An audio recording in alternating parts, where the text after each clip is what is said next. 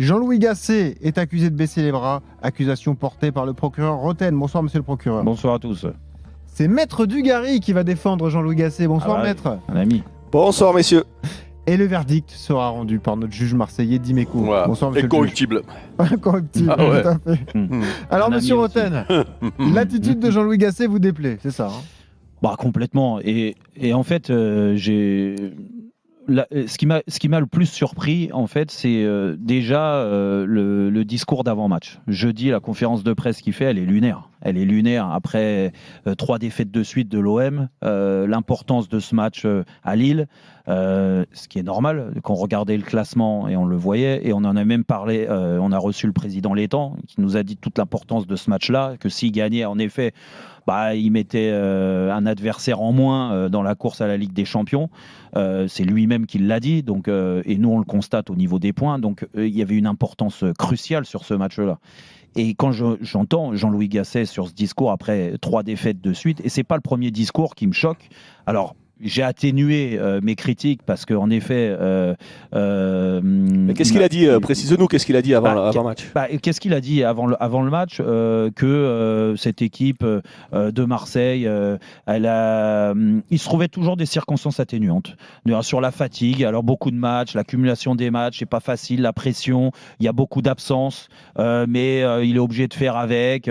Bon, à l'arrivée, ça se traduit pas toujours sur le terrain et ce qu'il met en place, parce que beaucoup d'absences, je trouve que entre le milieu et l'attaque, c'est quasiment l'équipe type qu'il avait à disposition. Mais ça, s'il a envie de nous dire qu'il a beaucoup plus d'absences que prévu, il n'y a pas de souci. Déjà, c'est trouver des circonstances atténuantes. C'est jamais mettre le doigt là où ça fait mal dans les performances de ces équipes, parce que je suis désolé du gars, mais quand je vois le match à Rennes, qui a été un non-match, alors que c'était un match très important pour l'OM, le match à Villarreal, où ils s'en sortent bien, tant mieux, ils avaient gagné 4-0 au match aller, mais un peu plus, si le match avait duré un peu plus longtemps, peut-être qu'ils étaient sortis, et là, on aurait aussi parlé d'une remontada, du moins, en tout cas, on n'était pas loin. Quand je vois la prestation contre Paris, où... Bon, pas de regret. Nous, on a tout donné, on a dominé, à 11 contre 10, avec si peu, mais ça, on en a reparlé. Donc, je vais pas. En fait, je trouve que l'analyse qu'il fait après les matchs, après des défaites, autant après les victoires, c'est normal de faire le fanfaron et de dire oui, bon, écoutez, moi, j'ai relancé les joueurs, le magicien, El Mago, comme je disais pour Pablo Longoria, j'aurais pu le faire sur les premiers matchs, les 4 premiers matchs de Jean-Louis Gasset. C'était fantastique. Sauf que maintenant, quand tu fais le bilan, tu t'aperçois qu'en fait, Gattuso, il a fait la même chose. Il y avait El Mago aussi, Gattuso, pendant le mois de décembre, tu vois, quand ils ont gagné les matchs. Alors, certains vont dire, oui, mais c'était moins spectaculaire, il a pas relancé des joueurs. Oui, mais il les a gagnés, les matchs. Il a gagné 4 ou 5 matchs de suite, avec des matchs de Coupe d'Europe, il n'y a pas de souci, il les a gagnés. Puis après, c'est vite redescendu. Sauf que c'est tellement redescendu que ça lui a coûté sa place à Gattuso, parce qu'il n'aurait pu en gagner une. Et j'ai l'impression que Jean-Louis Gasset, il a pris le relais là-dessus. Et pourtant, on nous a dit, oui, il n'est pas fatigué. Tu as vu, hein, toi, le premier, tu as dit, après la Coupe d'Afrique, et il n'aura pas l'énergie et tout ça. Regarde, il te montre qu'il a l'énergie. Ça me rappelle les débats, ça. Oui, sauf que l'énergie, je l'ai vu, je la vois de plus en plus sur les comptes de presse. Alors celle-là, après Lille, avant Lille et après Lille, elle est lunaire. Celle après Lille, là, quand même, où il dit on est mauvais, Vous l'avez vu comment il parle? Mais s'il parle comme ça à ses joueurs, mais j'ai bien peur que le déplacement soit un fiasco à Lisbonne. Moi, je vous le dis, parce que là, ils sont sortis des clous pour les places en Coupe d'Europe en championnat. D'accord. Pourtant, il a été mis là pour essayer de sauver la saison. Écoute, j'ai des gros doutes sur la suite de Jean-Louis Gasset. En tout cas, je le trouve très, très, très fatigué. Parole et surtout pas inspiré du tout. Maître Dugarry. Non, mais M. Roten est un génie absolu, parce que quand Jean-Louis Gasset a enchaîné les matchs et les victoires à 3-0, à 4-0, on a fait un débat où M. Roten nous a expliqué, à moi et à monsieur le juge, au juge du jour, qu'il faudrait prolonger. Non, mais appelle-moi monsieur le juge. Ah non, en cas de il faudrait prolonger, garder, mais comment on pourrait se séparer de Jean-Louis Gasset avec ce qu'il est en train de faire? Et là, bien évidemment, tout le monde savait, même le plus nul des nuls en football savait très bien que Gasset ne gagnerait pas tous les matchs, parce que les gens qui regardent les matchs de football ont quand même des yeux, ils les regardent pas qu'avec leur cœur ou avec le reste. Ils voient très bien que cette équipe de Marseille, elle est moyenne. Ce que l'on dit, et répète depuis le début de la saison. Et Jean-Louis Gasset, tu lui prêtes des mots à dire El Mago, le magicien, il a fait le malin, il a fait le beau en conférence de presse, il a rien fait de tout ça. Il a rien, il parlait de la même façon, il parlait de la même façon avant qu'il parle maintenant. Ouais. Voilà, sauf que l'équipe, eh bien, elle était certainement en sur-régime pendant 3-4 matchs. On s'en doutait, on le savait, et certainement que le véritable niveau de l'Olympique de Marseille, c'est entre ce qui a été très bien fait pendant 4 matchs et ce qui est très mal fait depuis 4 matchs. C'est le niveau moyen de cette équipe de l'OM, c'est-à-dire à sa place à la 10e place. Oui, mais on peut refaire un autre débat aussi. On a débattu pendant des mois en expliquant que l'organisation de l'OM, c'est de jouer à 5 derrière. Eh bien, il a réussi à les faire jouer à 4 derrière et à marquer des 3 et des 4 buts aussi. Donc le football reste le football d'une incohérence. Oui, ben sur des matchs, ben ça a fonctionné sur des matchs. Voilà, et avec Gattuso, ça n'a jamais fonctionné. Donc voilà, il y a l'incohérence, l'improbabilité du football qui fait que voilà, Jean-Louis Gasset n'est certainement pas le meilleur entraîneur du monde, mais certainement aussi que cette équipe de l'OM, elle est très moyenne, et on en revient une nouvelle fois au recrutement qui a été raté.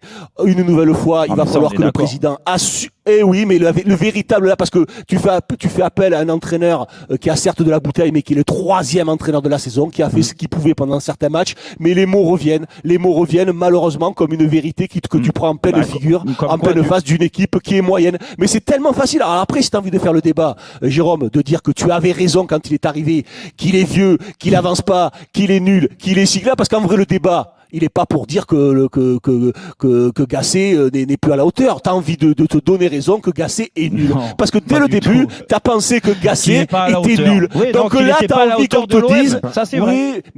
Mais pourquoi? Ça veut dire quoi, pas à la hauteur de l'OM? C'est quoi l'OM aujourd'hui?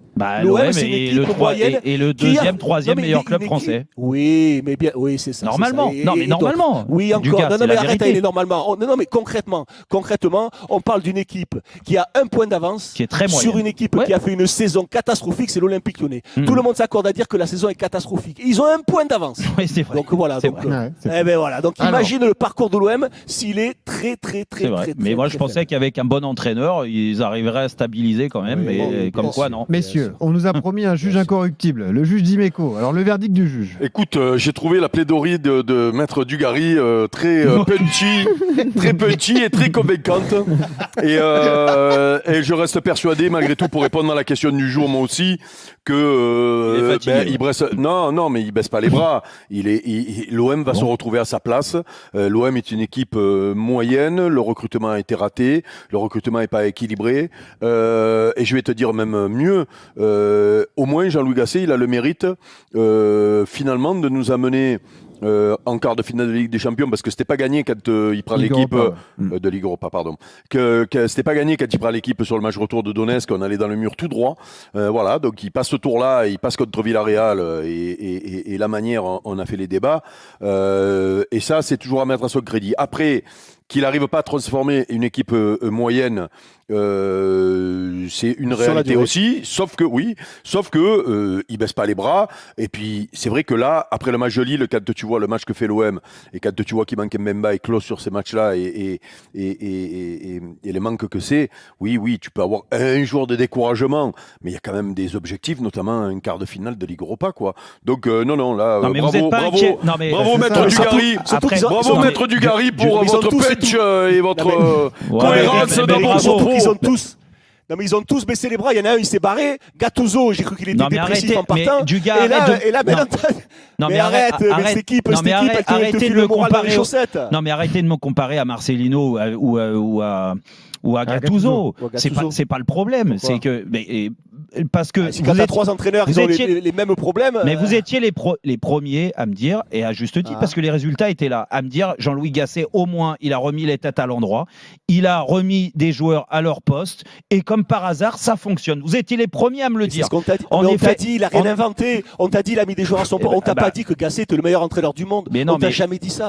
Et vous a dit, il a redonné un peu de sourire, il a redonné un peu de plaisir. Mais le sourire, il a vite disparu, du gars, tu le sais très bien. Bien sûr. Et on est passé par ces clubs-là. la réalité des pieds. Mais les pieds, après, c'est eux qui jouent. C'est pas que la tête aussi et les pieds. Au bout d'un moment, quand t'es incapable de faire un contrôle, une différence balle au pied. Mais au bout d'un moment, il y a une réalité du il nous terrain. a expliqué que les mecs, il leur a redonné confiance. Non, il a rien expliqué, lui. Si. Arrête. C'est nous qui avons fait des. Et qu'il y a un match jeudi de Coupe d'Europe à Benfica. Mais le juge n'est pas corrompu. C'est lui qui fait. Il fait parler. Il fait dire des choses qui n'ont pas été dites à un moment donné. Non, on va ressortir les bandes. Objection, votre honneur. On va ressortir les bandes, Eric et Dugas. Benoît, tiens, peu ton procès, Benoît. Vous êtes malhonnête. On va rappeler monsieur Le Tour. Par contre, moi, je vais vous dire une chose. C'est que je vous pose la question à tous les deux, vu que vous le rêvez, Jean-Louis Gasset, mais peu importe. Personne, est-ce que son discours avant un match de Coupe d'Europe comme jeudi, il vous satisfait? Mais attends, le discours, on l'a pas entendu encore, c'est lundi. Je sais pas, là, on a entendu le discours d'après défaite à Lille qui te coupe de la 4e place. Donc, qu'ils soient un peu abattus, ça s'explique, non?